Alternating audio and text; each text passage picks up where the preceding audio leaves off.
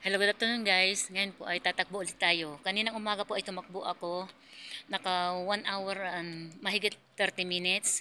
So mayroon pa akong hinahabol na ano, 17, 18, 4 hours. So gusto ko nang tumakbo guys para matapos na po ito. Ngayon at bukas, dalawang beses naman po bukas. So samahan nyo po ako. Ayan, tayo po ay tatakbo.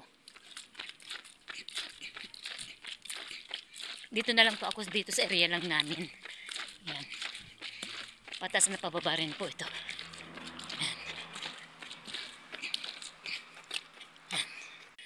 Ayan guys. Nakakapagod kasi ang init.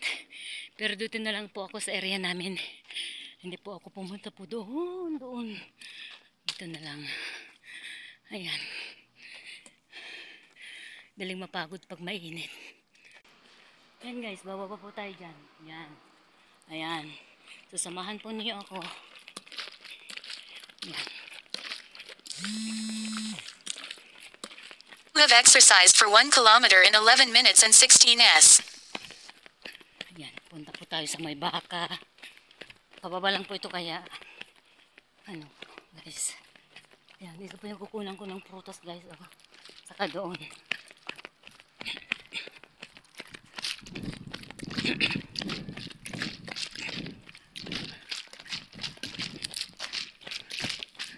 Ayan guys.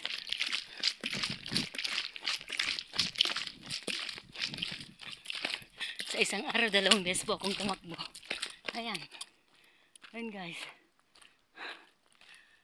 Doon po ako sa katastasan po makakarating pag ako ay tumatakbo. Pero sa ngayon, dito lang ako sa loob ng village. Ayan. Agad ang mukha ko kasing init. Ayan guys, mahangin po. Ngayon po ay tatakbo ulit. Ayan. Mahirap po yung daanan ko, lubak-lubak. Pero okay lang. Ayan. Para maiba naman yung background ko guys. Ayan. Kahit 1.5 hour lang ang matatakbo ko ngayon. Itutuloy ko na lang bukas. Bukas ng umaga at hapon. Para matapos ko na yung 24 hours run challenge ni Sir Ruel Lipat.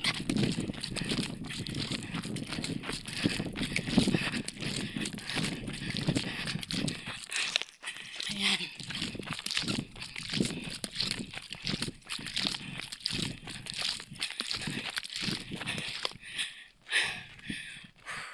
Ito tayo. Ayan. Diyan sa banda dyan.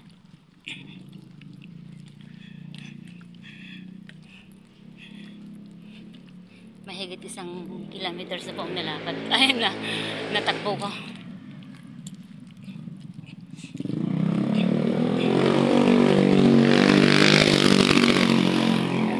So dito dahil wala nang sasakyan.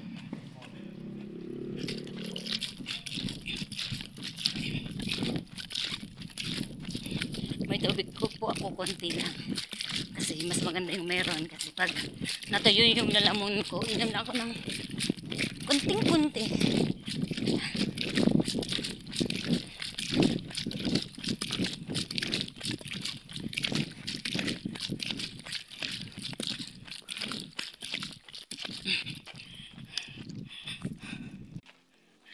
Yan, takbo ulit.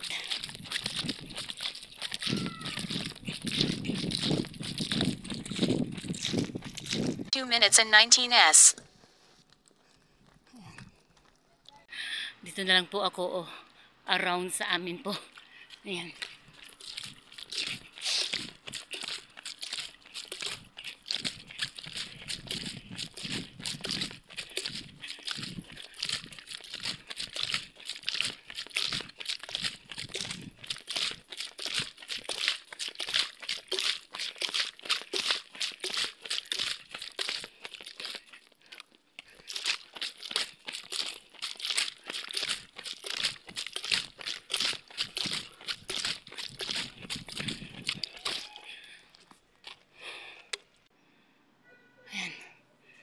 Tingnan niyo ang mukha ko. Haggard na haggard dahil sa init.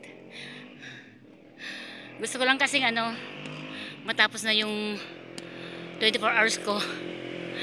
So mayroon pa akong 3 hours siguro bago ko ma-reach yung 24 hours.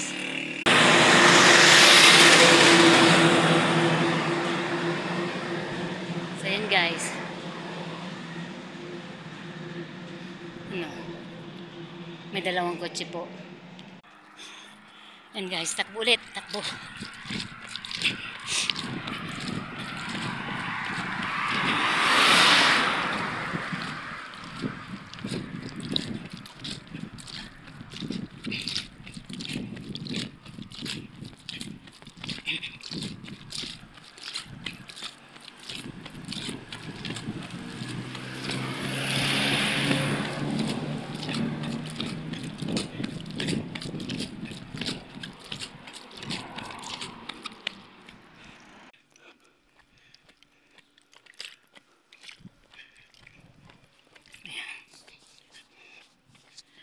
So, ulit takbo.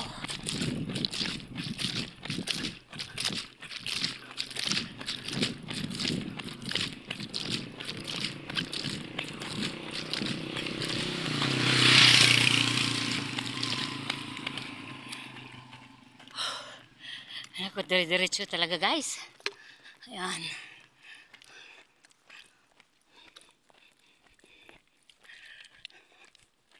Yung bus po papuntang sa bayan, pero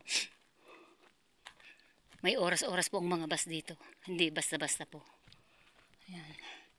Yun po yung taniman ng mga iba-ibang gulay na lagi kong binibidyo. Ayan guys. Gusto ko 30 minutes pa para madagdagan pa.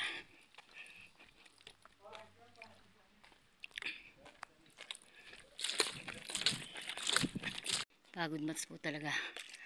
Pag matapos ko yung 24 hours, pwede na akong magpahinga. Ayan.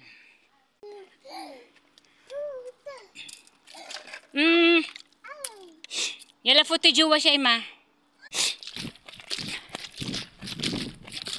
Yung batang bakulit nakita ko.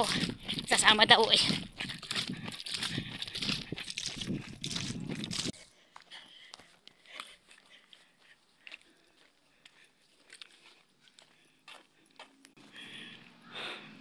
Yan guys, naka 1 hour 15 minutes na po tayo.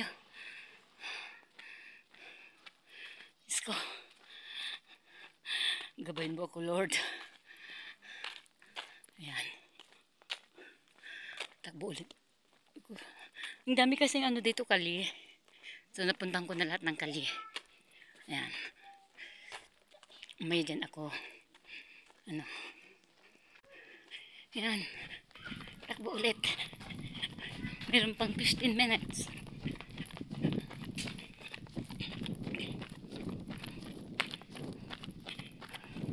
Yan, basang-basaw na ako ng pawis. Ayan guys.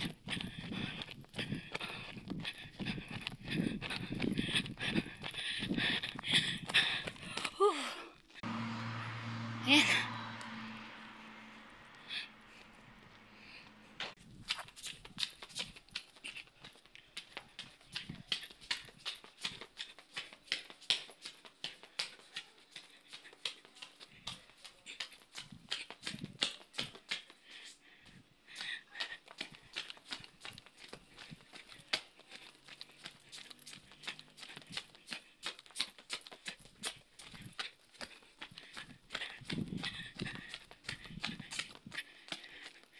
Yung ilang minutes na dito na lang ako sa amin.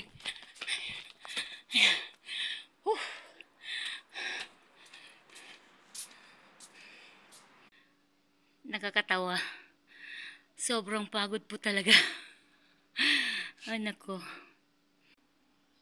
Naupo ako ng saglit kasi ang sakit ng paa ko. Nakakaloka talaga itong 24 hours challenge. Ayan.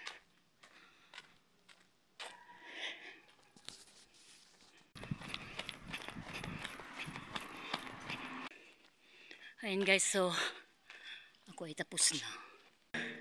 Umiiyak na yung ay siya mabab. Ayan guys, tapos na po ako. Tapos na po akong tumakbo guys. So, maraming salamat po ulit sa suportahan nyo sa May 17 Ilocana at sa Sir Rowell Lipat. At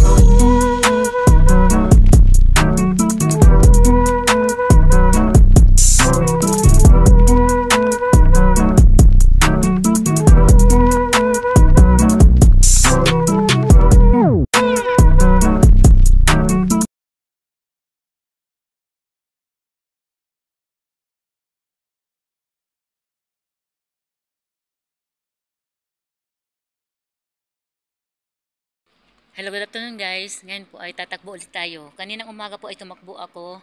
Naka 1 hour and mahigit 30 minutes. So mayroon pa akong hinahabol na 17, 18, 4 hours. So gusto ko nang tumakbo guys para matapos na po ito. Ngayon at bukas, 2 beses naman po bukas. So samahan nyo po ako. Ayan, tayo po ay tatakbo. Dito na lang po ako, dito sa area lang namin. Yan. Patas na pababa rin po ito. Yan. Yan. Ayan guys. Nagkakapagod kasi ang init.